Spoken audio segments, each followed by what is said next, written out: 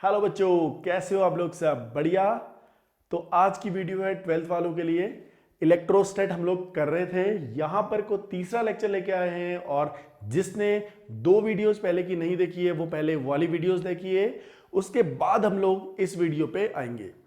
तो हम लोग आज करेंगे कुछ न्यूमेरिकल जो कि इंपॉर्टेंट है बोर्ड एग्जाम के लिए। कूलम्स लॉ के वो न्यूमेरिकल होंगे। और इसके अगले वीडियो में हम लोग करेंगे ऐसे क्वेश्चंस और ऐसे न्यूमेरिकल जो कि पूछे गए कूलम्स लॉ से नीट एग्जाम और जे एग्जाम में। तो आज की ये जो क्लास होगी इसको प्रैक्टिस समझिए कल के लिए, क्योंकि आज जो होंगे नॉर्मल क्वेश्चंस होंगे, बोर्ड के और एनसीईआरटी के क्वेश्चंस होंगे। अगले वीडियो में कुछ इंपॉर्टेंट क्वेश्चन होंगे जो नीट और जेई पे। ठीक है, मेरा नाम है पवन कापड़ी, बहुत स्वागत है आपका इस यूट्यूब चैनल में। चैनल को कीजिए लाइक, शेयर और सब्सक्राइब। तो देखते हैं यहाँ पे को। सबसे पहले हम देखेंगे कूलम्स लॉ के बारे में, थोड़ा सा एक रिफ्रेश करते हैं आपकी नॉलेज। Q1 Q2, अगर दो charge Q1 Q2 are distance में रखे हुए हैं तो ये दोनों चार्ज या तो अट्रैक्ट करेंगे या करेंगे रिपेल। ठीक है, ये डिपेंड करेगा चार्ज की पोलैरिटी कैसी है। अगर दोनों सेम चार्ज है तो रिपेल करेंगे बच्चों, अगर दोनों डिफरेंट पोलैरिटी के चार्ज हैं तो हमेशा करेंगे अट्रैक्ट। और जो फोर्स आएगा that will be F is equal to 1/4πε0 Q1 Q2 divided by are square. और यहां पर का जो ये मीडियम है, ये मीडियम हम लोग ले लेते हैं एयर, तो यहां पर को जो आ रहा है ε0 निकल के आ रहा है। अगर हम कोई दूसरा मीडियम लेते हैं तो यहां पर को हमने डाइलेक्ट्रिक कांस्टेंट से मल्टीप्लाई करना पड़ता। तो ये हम कर चुके हैं प्रीवियस लेक्चर में। तो आज हम देखेंगे कि कैसे किसी चार्ज पे निकालते हैं फोर्स। तो मैं आपको सुपरपोजिशन एक प्रिंसिपल के बारे में बताऊंगा। सुपरपोजिशन, तो बच्चों सुपरपोजिशन थ्योरम या सुपरपोजिशन प्रिंसिपल क्या बोलता है? बहुत बेसिक है, कोई भी इसमें रॉकेट साइंस नहीं है। ये क्या बोलता है कि अगर आपके पास एक चार्ज है Q1, मेरे पास एक चार्ज है, इस चार्ज पे एक Q2 और एक Q3, बच्चों ये फोर्स लगा रहे हैं। ठीक है, तो सारे के सारे सेम चार्जेस हैं। तो हम लोग अगर बोला गया, यहां देखिए जरा, ये डिस्टेंस को ले लीजिए R, इस डिस्टेंस को ले लीजिए A। तो बच्चों सुपरपोजिशन थ्योरम या सुपरपोजिशन प्रिंसिपल क्या बोलती है, ध्यान से सुनिएगा। ये चार्ज इस चार्ज को रिपेल करेगा। आप लोगों को पता है दोनों क्या है, सेम चार्जेस है, तो बच्चों रिपेल करेंगे। तो ये इस पे एक फोर्स लगेगा इधर को, इसका नाम है 2 पे लगने वाला, 1 पे लगने वाला फोर्स ड्यू टू 2, F12। और F12 होगा कितना बच्चों? F12 is equal to 1/4πε0 Q1 Q2 divided by a square. इसमें किसी को भी परेशानी नहीं होनी चाहिए, बहुत इजीली एक्सप्लेन किया था मैंने प्रीवियस वीडियो में। ठीक है, तो यहां पर को देखते हैं, इतना फोर्स निकल के आ गया। कौन सा फोर्स है बच्चों? ये जो Q2 किस पे लगाएगा? Q1 पे लगाएगा। ठीक है, अब हम देखेंगे कि Q3 वाला भी Q1 पे फोर्स लगाएगा, दोनों पॉजिटिव हैं तो रिपेल करेगा, तो Q1 को यहां को फोर्स देगा 3 वाला, तो 1 पे लगने वाला फोर्स ड्यू टू 3। तो बच्चों F13 होगा कितना? 1/4πε0 Q3 Q1 divided by are square. ये डिस्टेंस R है, तो ये हो गया हमारे दो फोर्स। कोई परेशानी नहीं है इसमें। आगे बढ़ते हैं। तो बच्चों सुपरपोजिशन प्रिंसिपल क्या बोलता है? देखिए इस चार्ज में दो फोर्स लगे हमारे, एक F13 और एक F12। ठीक है, तो सुपरपोजिशन प्रिंसिपल कहता है कि इस चार्ज में जो नेट फोर्स होगा ना, वो F13 और F12 का सम होगा। समझ में आया क्या बोलता है सुपरपोजिशन? कि इस चार्ज में लगने वाले फोर्स, अगर दो फोर्स में लग रहे हैं तो जो नेट फोर्स होगा वो दोनों का क्या होगा? सम होगा। लेकिन कौन सा सम होगा? वेक्टर सम होगा, वेक्टर एडिशन होगा, क्योंकि दोनों फोर्स बच्चों क्या हैं, वेक्टर। एक फोर्स, जो फोर्स हमारा वेक्टर क्वांटिटी है, तो जो नेट फोर्स होगा that will be the vector addition of all those forces acting on a charge particle. अगर बच्चों यहां पर को 3 चार्ज होते और इसमें एक और फोर्स लग रहा होता, तो उन तीनों का हम क्या करते, वेक्टर एडिशन करते। ऐसा कौन बोलता है, ऐसा बोलती है सुपरपोजिशन थ्योरम या सुपरपोजिशन प्रिंसिपल। समझ में आया आपको? तो अब कितना होगा देखिए जरा यहां पर को, अब दोनों 90 डिग्री में हैं, तो एफ नेट जो होगा, हमने बहुत अच्छी से पढ़ा है अपने वेक्टर में, क्या होगा बच्चों, F1 का स्क्वायर प्लस F2 का square plus 2F1 F2 cos of theta. Cos 90 सबको पता है 0 होता है, तो यहां से जो आएगा that will be root of F1 का स्क्वायर प्लस F2 का स्क्वायर। सो बच्चों ये जो निकल के आ रहा है, ये नेट फोर्स निकल के आ रहा है मैग्नीट्यूड वाइज। ठीक है, समझ में आ गया? तो सुपरपोजिशन थ्योरम आपको पता चल गई कि किसी भी चार्ज पे अगर कितने भी फोर्स लगे, एक लगे तो कोई दिक्कत नहीं है, उतना हो गया फोर्स, नेट फोर्स। अगर एक से ज्यादा लगता है, 2 लगते हैं, 3 लगते हैं, 4 लगते हैं, तो हमने क्या करना है, हमने सिंपली उनको वेक्टर एडिशन करना है, उनका वेक्टर सम निकालना है, तो नेट फोर्स निकल आएगा। क्लियर हुआ? ठीक है। अब जो हम इसी चीज को लेके आगे चलते हैं और देखते हैं कि कैसे कैसे न्यूमेरिकल्स इससे बनाए जा सकते हैं। तो सबसे कॉमन जो न्यूमेरिकल निकल के आता है इसमें, बहुत कॉमन, वो ये है, देखिए आपको बोला जाएगा कि एक इक्विलेटरल ट्राइंगल है। एक क्या है बच्चों, इक्विलेटरल ट्राइंगल। ठीक है, ये हो गया मेरा इक्विलेटरल ट्राइंगल। आपसे बोला जाएगा कि इस इक्विलेटरल ट्राइंगल में, देखिए एनसीईआरटी का क्वेश्चन, मैं क्वेश्चन ही पढ़ देता हूं एक बार। देखिए, consider 3 charges Q1, Q2, Q3। ठीक है, 3 चार्ज हैं Q1, Q2 and Q3। Consider 3 charges Q1, Q2, Q3 placed at the vertices of equilateral triangle. ठीक हो गया, साइड L। अच्छा बच्चों, इसकी जो साइड है वो है L। ठीक है, इक्विलेटरल ट्राइंगल है, सारी साइड सेम होंगी, आपको पता है। अब बोला है बच्चों कि इसमें एक सेंट्रॉइड पे, जो इसका सेंट्रॉइड है ना, उस पर कैपिटल Q चार्ज रखा हुआ है। ठीक है, सेंट्रॉइड पे कौन सा चार्ज रखा हुआ है, कैपिटल Q चार्ज सेंट्रॉइड पे रखा हुआ है, और हमसे बोला है कि आप इस चार्ज पे फोर्स निकालो। ठीक है, तो हमें पहली बात एक और चीज दी है बच्चों इसने, जो Q1 है, Q2 है और Q3 है। ठीक है, ये बराबर है और उसको मान लिया Q। ये तीनों चीज बराबर है और ये मान ली Q। क्लियर हुआ? तो कैसे करेंगे इस क्वेश्चन को जरा देखते हैं। इस पे फोर्स निकालना है, कोई दिक्कत नहीं है, निकाल लेंगे हम लोग। लेकिन मैं ये कहता हूं ना बच्चों, देखो सब चार्ज पॉजिटिव है, कहीं पर इसने नेगेटिव चार्ज का कोई भी मेंशन नहीं किया है, सिंपल चार्ज दिए, पॉजिटिव चार्ज। तो मैं क्या बोलता हूं, मैं ये बोलता हूं कि मेरा जो इंटेंशन होगी वो कैसे होगी, देखिए इसके कारण मैं इस पे फोर्स निकालता हूं, मतलब Q1 जितना भी फोर्स इस पे लगाएगा पहले वो निकालूंगा, Q2 जितना भी निकालेगा इस पे वो निकालूंगा, Q3 जितना भी इस पे लगाएगा वो मैं निकालूंगा। तो मैं तीनों चार्जेस के कारण इसमें फोर्स पहले निकाल लूंगा मैथमेटिकली। क्लियर हुआ? उसके बाद बहुत इंपॉर्टेंट, बहुत जरूरी, आपने यहां पर को वेक्टर्स ड्रॉ करने हैं। समझ में आया? तो यहां पर को आप वेक्टर्स ड्रॉ करोगे जो इन फोर्स को दिखाएंगे। उसके बाद हम लोग क्या करेंगे, उसके बाद हम करेंगे सुपरपोजिशन थ्योरम लगाएंगे और तीनों का सम निकालेंगे, और वह सम क्या होगा, वेक्टर एडिशन।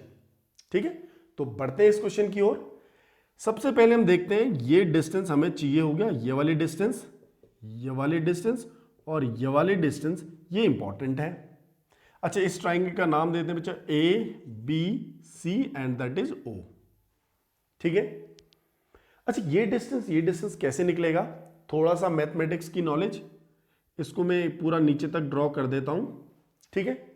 हमको पता है कि जो एंगल्स हैं दैट आर 60, इक्विलेटरल ट्राइंगल में एंगल कितने होते हैं, 60 होते हैं, हमको पता है। ये लेंथ है बच्चों L, ठीक है। ये एंगल कितना होगा, 30 डिग्री, कितना होगा, 30 डिग्री, ठीक है। और इसको A, इसको नाम दे देते हैं P, ठीक है, पवन कापड़ी P, अगला जो भी आएगा वो K से आएगा। तो देखिए बच्चों AP कितना होगा, AP, ये AP कितना होगा, ज्यादा कोई इंपॉर्टेंट उतना टिपिकल नहीं है, बस समझिए AP कैसे निकालेंगे।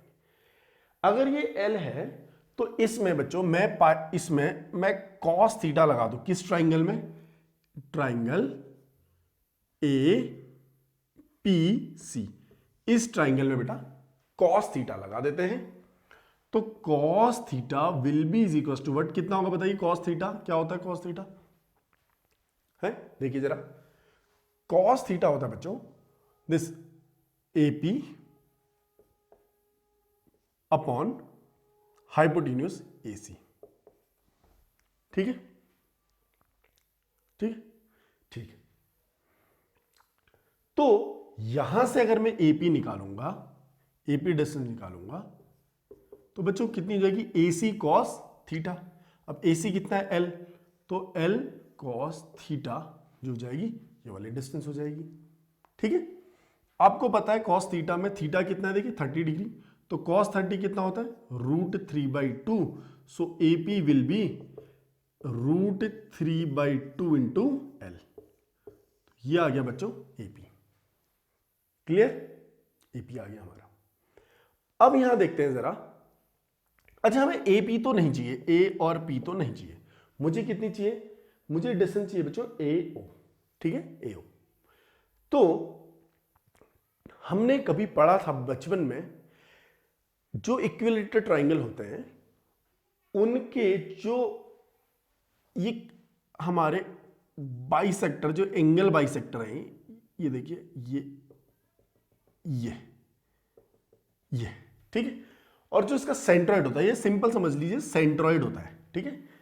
जो ये सेंट्रॉइड होता है ना बच्चों, ये वाला, ठीक है, ये बेस से इधर से L/3 डिस्टेंस में होगा, मतलब AP/3 डिस्टेंस में होगा, ठीक है। मींस क्या है बच्चों, जो मेरा PQ है ना, ये PQ ध्यान से, सॉरी PO, ध्यान से समझना है इसको, जो PO है ये होगा AP/3 पे, ठीक है, यहां से बेस से, ठीक। उसके बाद जो हमारा AO है ना, AO, ये AO, ये होगा 2/3 इंटू AP, इतना होगा, समझ में आया। आप इसको सम कर लीजिए, AP आ जाएगा, ठीक है, ये एक प्रॉपर्टी होती है। सो यहां से मुझे ये पता चल गया AO कितना है, देखो यहां AO कितना है, 2/3 इंटू AP कितना है, पूरा AP मतलब ये √3/2L, तो AO कितना आ गया बच्चों, √3/3 इंटू L। अब जिसको ये चीज समझ में नहीं आई, ये मैंने क्या किया यहां पर, क्या किया कमेंट कीजिए, उसमें देखते हैं, अदरवाइज बहुत बेसिक है, आ जाएगा। हाँ, आगे बढ़े। अब हमारे पास फोर्सेस ड्रॉ करने की बारी आ गई, कैसे, देखिए जरा, यहां पर को अगर मैं देखूं, ये बेटा Q चार्ज है, दोनों पॉजिटिव चार्ज है, तो ये वाला Q2 उस पे इधर को फोर्स लगाएगा इस डायरेक्शन पे, ये F मैं नाम देता हूं उसको B के कारण है, तो FB इधर दे देता हूं, और साथ साथ लिखते भी जाएंगे, FB कितना होगा, 1/4πε0 Q1 Q2, Q1 Q है, Q2 Q है, डिवाइडेड बाय ये डिस्टेंस। अच्छा बच्चों ये देखिए, जितनी ये डिस्टेंस होगी उतनी ही ये डिस्टेंस होगी, उतनी ही ये डिस्टेंस होगी, सिमेट्री से इक्विलेटरल ट्राइंगल है हमारा, तो ये वाली डिस्टेंस कितनी है, इतनी है, सॉरी ये है √3/3 इंटू L, तो इसका स्क्वायर। ऐसे ही ये वाला चार्ज इस पे इधर को फोर्स लगाएगा, इसका नाम है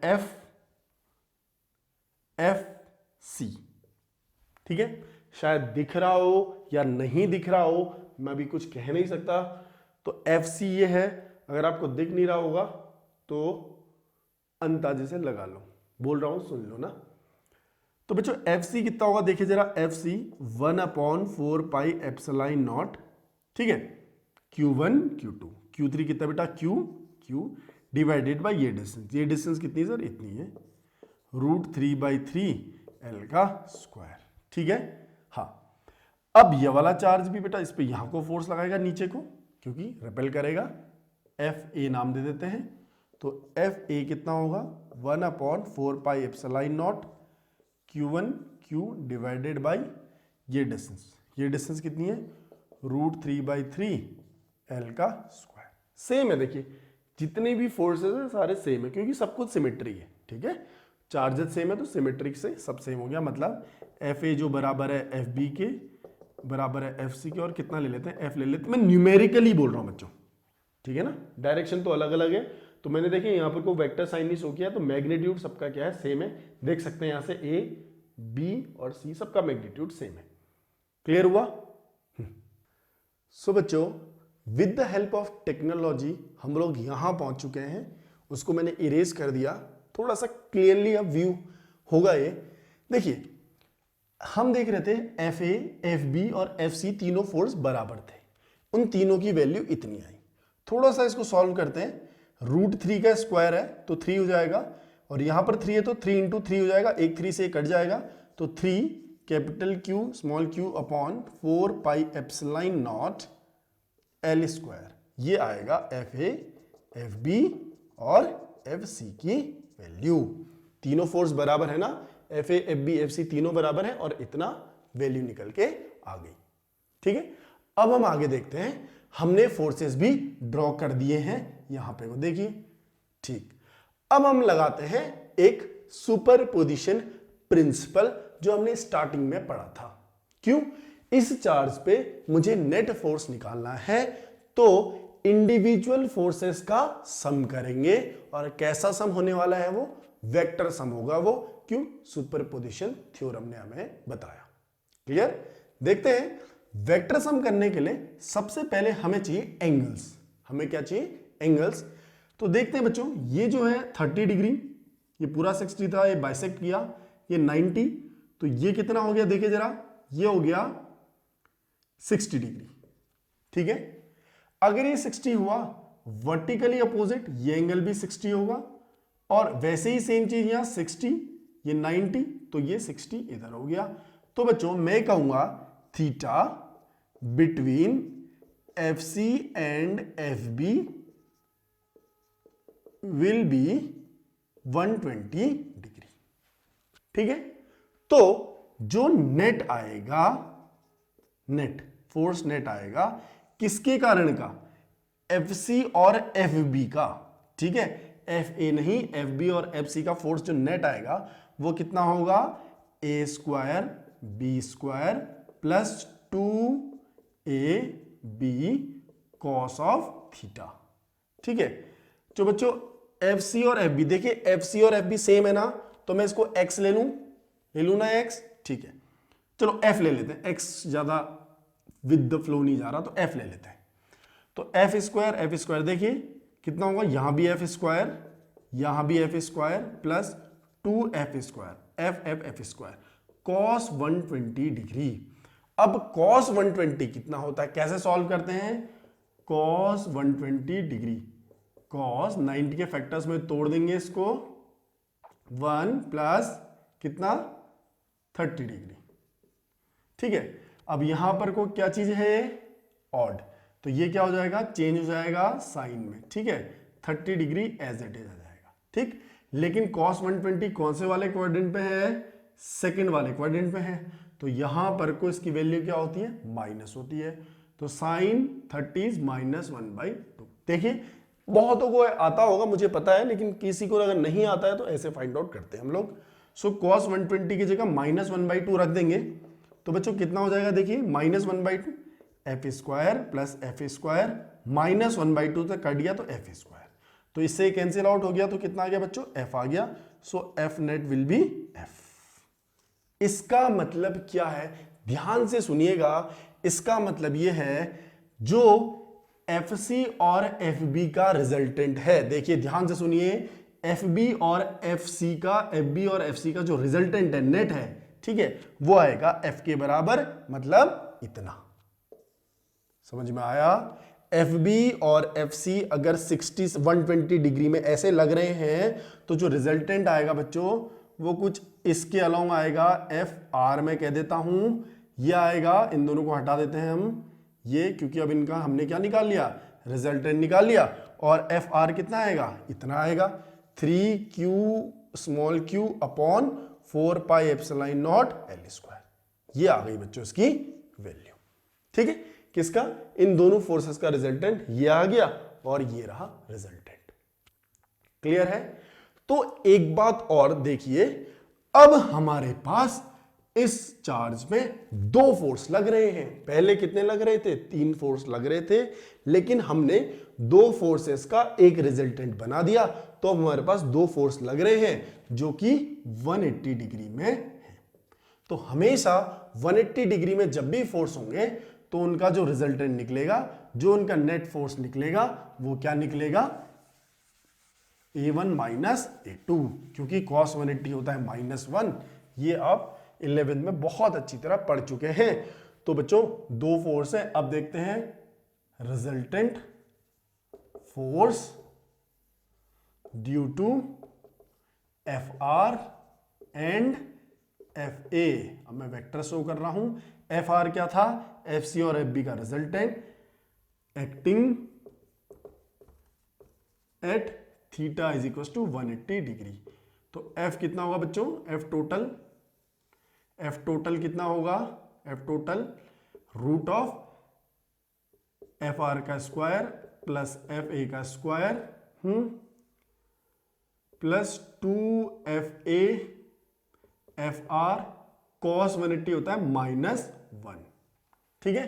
तो यहां से A माइनस बी का होल स्क्वायर बन जाना है, तो यहां आएगा FR माइनस FA, ठीक है, F टोटल।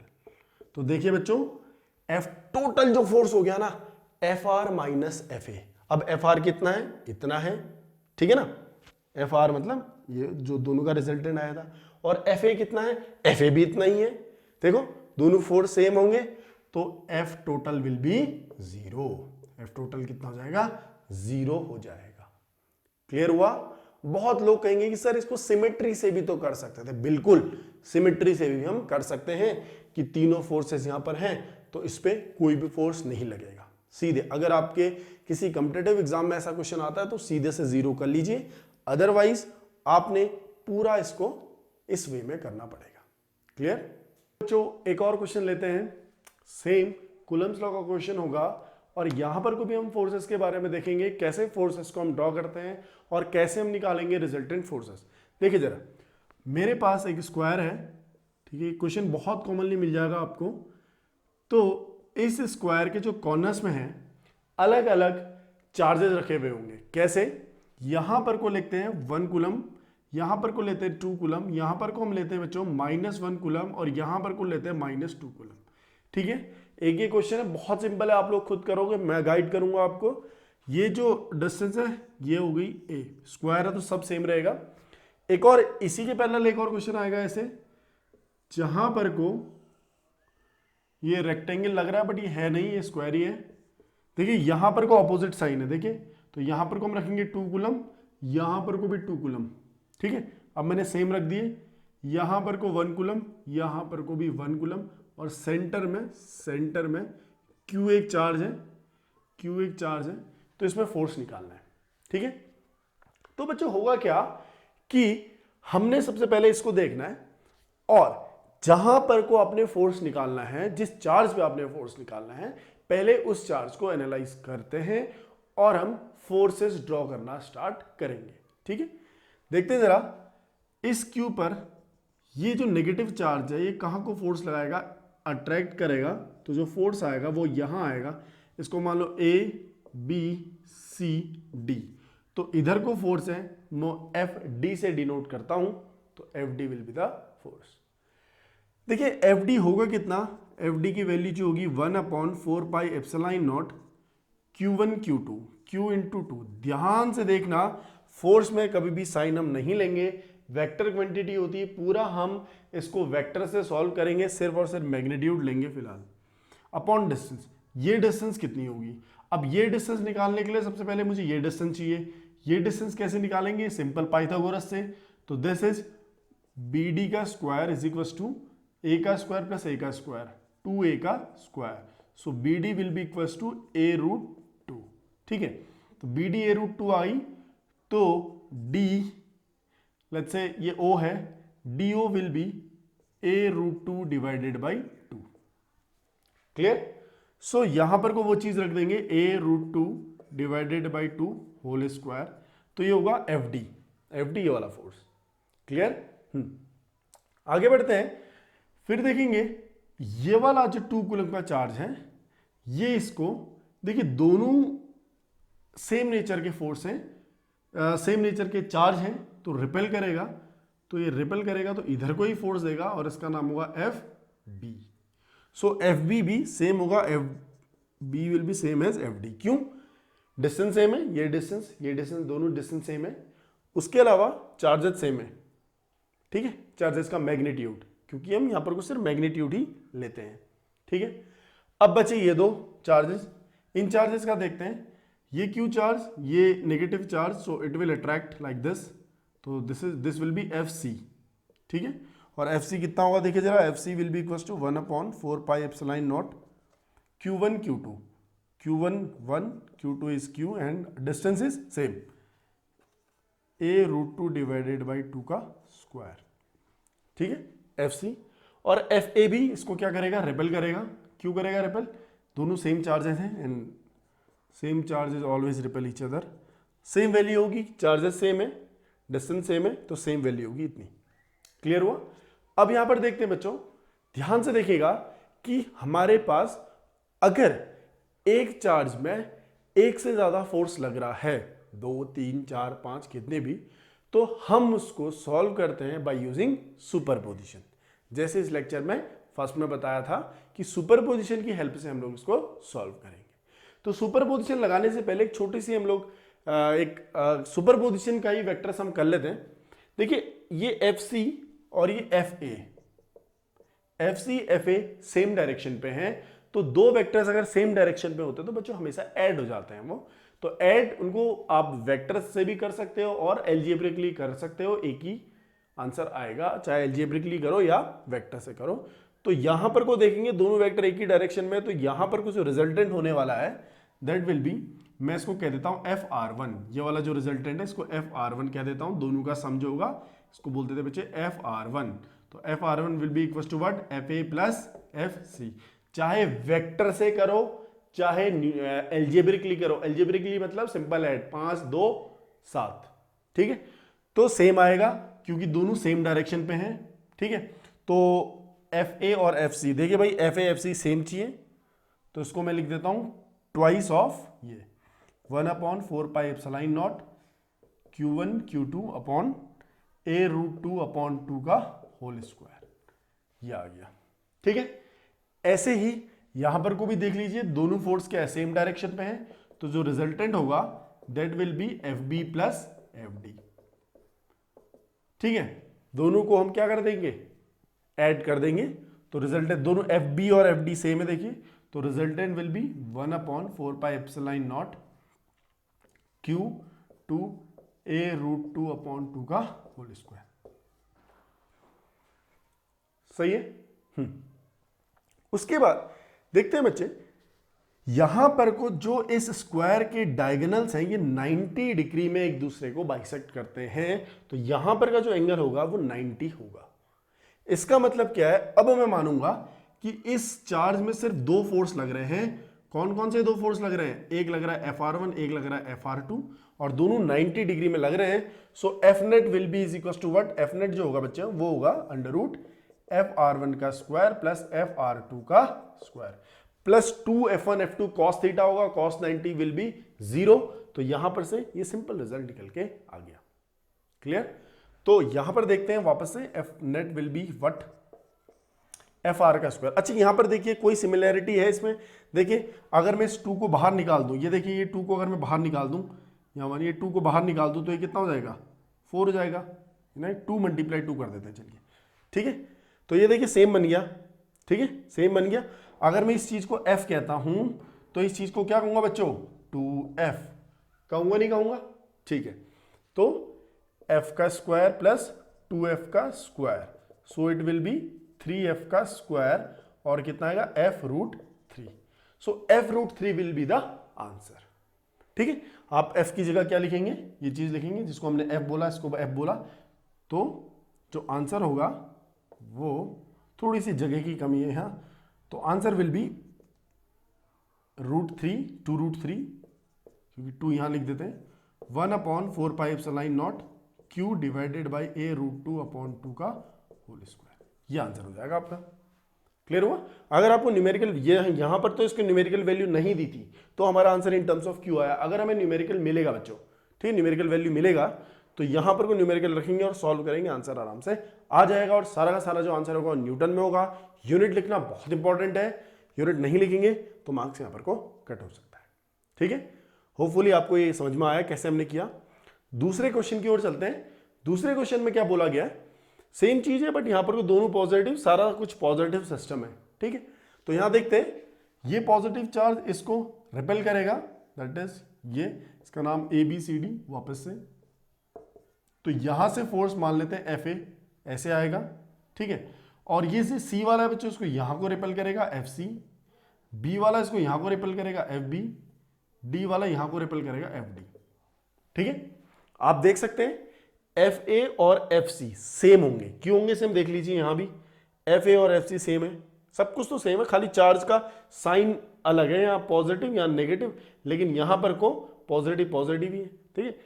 FA और FC मैग्नीट्यूड वाइज क्या है, सेम है, तो यहां पर भी सेम रहेंगे, तो ये दोनों एक दूसरे से कैंसिल आउट हो जाएंगे, ऐसे ये दोनों एक दूसरे से कैंसिल आउट हो जाएंगे। क्यों, क्योंकि जो हमारे वेक्टर्स 180 डिग्री में होते हैं, एक दूसरे के से उल्टे डायरेक्शन पे होते हैं, वो हमेशा सब्सट्रैक्ट होते हैं। उसको आप वेक्टर से सॉल्व कर लो या सिंपल सब्सट्रैक्शन कर लो, बात एक ही रहती है। समझ में आया होगा आपका। तो यहां पर को जो रिजल्टेंट फोर्स आएगा वो कितना आएगा, 0 आएगा। क्लियर हुआ, ठीक है। तो आगे बढ़ते हैं हम इसी सीरीज में। ये एक बेसिक से क्वेश्चन थे जो CBSE में बहुत बार पूछे जाते हैं, और अगर कोई कूलम्स लॉ से क्वेश्चन बनेंगे CBSE में तो इसी के आसपास बनेंगे, मतलब इसी लेवल के क्वेश्चंस बनेंगे जो हमारे बोर्ड एग्जाम में आते हैं। तो एक और क्वेश्चन देखते हैं जो कि बेस होगा, हमने एक चीज पढ़ी थी क्वांटाइजेशन, हमने पढ़ा था क्वांटाइजेशन ऑफ चार्ज, तो उस क्वांटाइजेशन पे बेस होगा हमारा नेक्स्ट क्वेश्चन। तो नेक्स्ट क्वेश्चन देखेंगे, तो नेक्स्ट क्वेश्चन में लिखा है, देखिए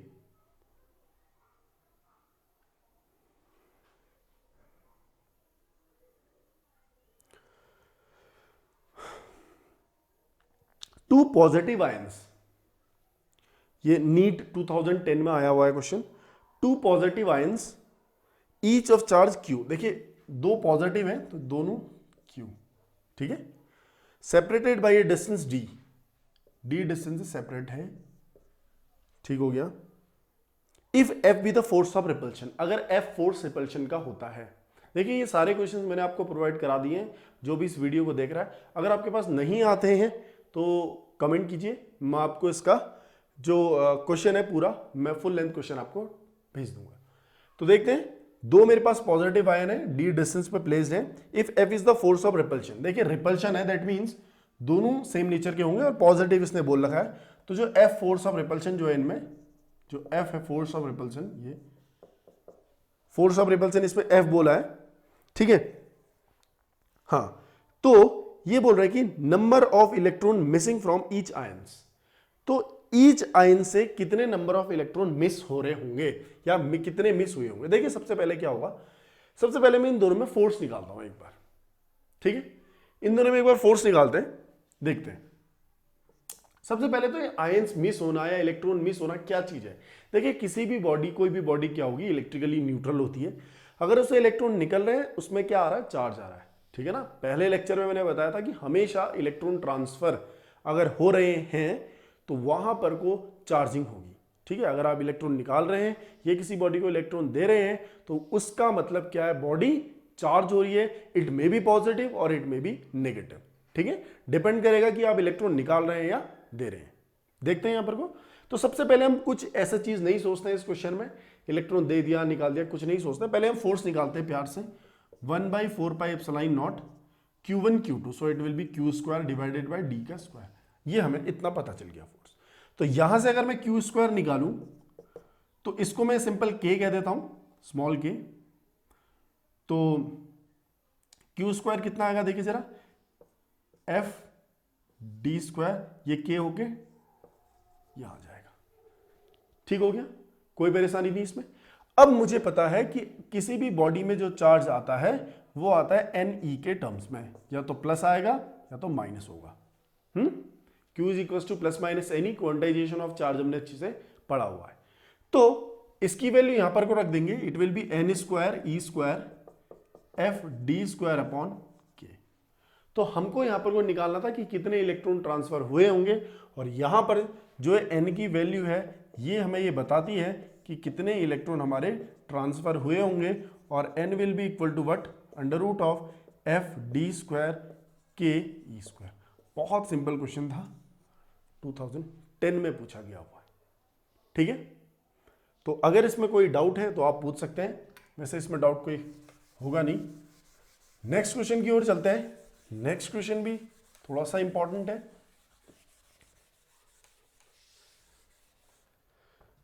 देखिए नेक्स्ट क्वेश्चन क्या बोलता है कि दो बॉल हैं जो एक कॉमन सेंटर से ऐसे लटकी हुई है। ठीक है, तो इन दोनों के बीच की डिस्टेंस है r, सेपरेशन डिस्टेंस r है,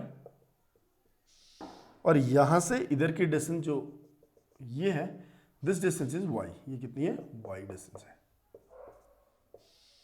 ठीक है, y डिस्टेंस है। तो बोला ये गया है कि इक्विलिब्रियम में है।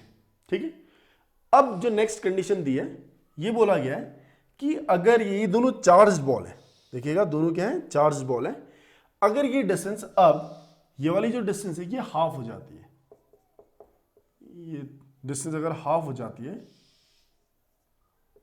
बॉल कुछ यहां जाती है, ये y/2 हो जाती है, तो ये जो डिस्टेंस है नहीं, दैट इज r', ये कितनी होगी। ठीक है ना, ये अगर हाफ हो जाती है, y अगर हाफ हो जाती है तो ये कितनी होगी। ये क्वेश्चन 2013 में पूछा गया नीट में, तो देखते हैं, क्योंकि कूलम्स लॉ से इतने ही क्वेश्चंस हैं।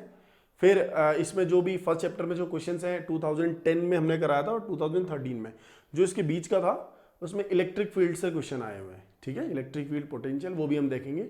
और उससे पहले 2010 से पहले जितने भी क्वेश्चन हैं वो बहुत इजी वे में क्वेश्चन है, बहुत इजी आप लोग कर लोगे। इवन जो पहला क्वेश्चन करवाया था हमने वो भी नीट का ही 2005 में आई थिंक आया हुआ है, एनसीईआरटी में है वो क्वेश्चन, और बहुत इजी क्वेश्चन हैं जो अब बोर्ड में आते हैं रेगुलरली, आप लोग आराम से कर लेते हैं। बट ये थोड़ा सा अलग थे, इसलिए मैंने इनको चूज किया। देखिए जरा, अब ये डिस्टेंस हाफ हो गई, तो r' का रिलेशन निकालना, r' कितना होगा। ठीक है, तो इसका मास दिया हुआ है, इसका मास नहीं दिया हुआ है, बॉल का मास नहीं दिया, मान लेते हैं, ज्यूम कर लेते हैं m मास है। ठीक है, एंगल भी नहीं दिया हुआ इसने, मान लेते हैं थीटा एंगल बना रहा है। ठीक है, तो कभी भी किसी स्ट्रिंग में आपको पता होगा, कोई भी मास ऐसे लगा हुआ है तो स्ट्रिंग में एक टेंशन आ जाता है, टेंशन इज द फोर्स। ठीक है, हमने पढ़ा हुआ है, तो टेंशन आएगा इस डायरेक्शन पे, कोई परेशानी नहीं है इसमें, सिंपल है। ठीक, अब इसका जो मास होगा, हमेशा जो मास होता है बॉडी से परपेंडिकुलर, mg लाइक दिस। ठीक है, तो अब हम क्या करेंगे, इस टेंशन के दो कंपोनेंट कर लेते हैं। ये सारी चीजें हम लोग 11th में आराम से करके आए हुए, हमें कोई भी परेशानी इसमें नहीं होने वाली है। ये पूरा मैकेनिक्स में हमने पढ़ा हुआ है। ये अगर थीटा है तो इट विल बी थीटा। ठीक है, और ये होगा बच्चों t cos थीटा, एक कंपोनेंट बना लिया इसका, और ये बना लिया t sin थीटा। समझ में आया। ठीक है, तो मैं यहां पर को बोलूंगा कि ये दोनों बॉल ऐसे क्यों हैं, ये दोनों बॉल ऐसे हैं ये दोनों बॉल आपस में ऐसे क्यों नहीं मिल जाती, स्ट्रेट क्यों नहीं आ जाती, ऐसे ही क्यों है? क्योंकि यहां पर कोई एक फोर्स लग रहा है जो इन दोनों को दूर कर रहा है, दैट इज इलेक्ट्रोस्टैटिक फोर्स। ठीक है, इसमें कुछ चार्ज होगा, इसमें भी कुछ चार्ज होगा, रिपल्शन हो रहा है, तो तब ऐसे है। ठीक है ना, अदरवाइज ये पास आ जाते हैं, दोनों एक साथ ही होते हैं। ठीक है, तो यहां पर से हमने देखा है कि अगर ये सिस्टम पूरा इक्विलिब्रियम में है, ठीक है, सिस्टम किसमें है, इक्विलिब्रियम में है, तो हमें पता है कि जो ये टी कॉस थीटा होगा ये किसको बैलेंस करे हुए होगा, mg को बैलेंस करे हुए होगा, टी कॉस थीटा mg के बराबर होगा। ठीक है, और ये जो टी साइन थीटा फोर्स है, टी साइन थीटा फोर्स है, ये फोर्स इस बॉल को इधर को फोर्स लगाएगा, मतलब ये फोर्स क्या चाहेगा कि बॉल इधर को आ जाए, लेकिन बॉल इधर को आ रही है, नहीं आ रही है। क्यों नहीं आ रही है? क्योंकि इस बॉल में एक इलेक्ट्रोस्टैटिक फोर्स भी लग रहा है, ऐसे जो ये वाला बॉल लगा रहा है, ऐसे। समझ में आया? तो ये टी साइन थीटा इस इलेक्ट्रोस्टैटिक फोर्स को बैलेंस करे हुए होगा Fe। ठीक है ना, बहुत बेसिक है। सो अगर यहां पर को देखें इक्वेशन नंबर 1, इक्वेशन नंबर 2, तो दोनों को डिवाइड करें तो ये ऊपर लिखते हैं 2 डिवाइडेड बाई 1, तो tan theta will be equal to Fe upon mg आएगा। और Fe फोर्स कितना होगा? ये जो Fe फोर्स है, पहले देखते हैं Fe फोर्स कितना रहेगा। अब इस बॉल का हमें चार्ज नहीं दिया है, कितने चार्ज है इस बॉल में ऐसा कुछ मेंशन नहीं किया हुआ है, बट कुछ ना कुछ चार्ज होगा तभी ये सेपरेट हुए हैं। सो क्यू चार्ज मान लेते हैं, सेम बॉल है, सेम मास है, तो k Q1 Q2 that is Q square Q1 Q2 divided by R square. R square मतलब डिस्टेंस का square, R square, mg as it is आ गया और tan theta as it is आ गया।